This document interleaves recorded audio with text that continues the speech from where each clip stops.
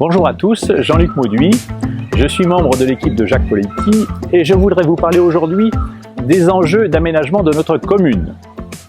Il suffit de se promener dans Hyères pour constater que l'essentiel des constructions nouvelles correspond à une logique de promoteur, à savoir construire le maximum de surface commercialisable sans égard à l'éloignement du centre-ville, à la capacité des équipements publics, aux impacts environnementaux.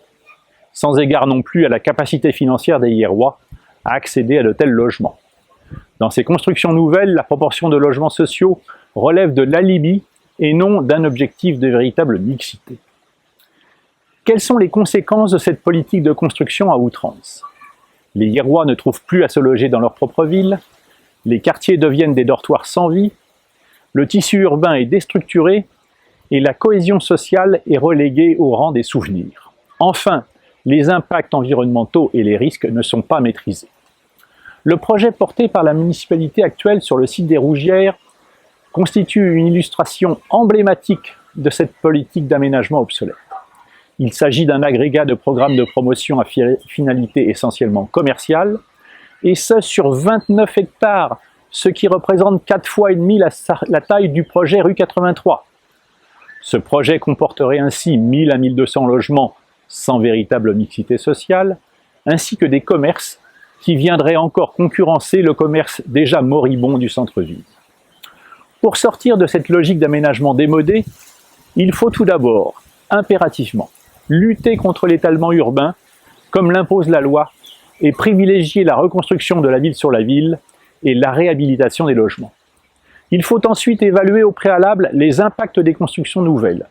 Impact immédiat sur la capacité des réseaux et le trafic routier, impact à court et moyen terme sur les besoins en équipements collectifs, en services sociaux, en transport public, sans oublier les besoins en matière d'emploi et en matière de sécurité urbaine.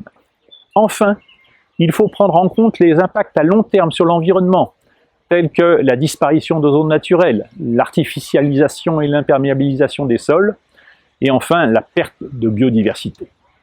Et il ne faut pas non plus négliger les impacts sur la sécurité des biens et des personnes, c'est-à-dire le risque d'inondation, le risque de submersion et le risque en matière d'incendie.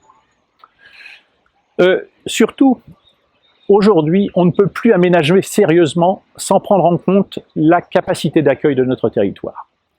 Cette notion de capacité d'accueil est un principe d'équilibre contenu dans la loi littorale et qui date donc de 1986, mais qui jusqu'à présent a été peu exploité.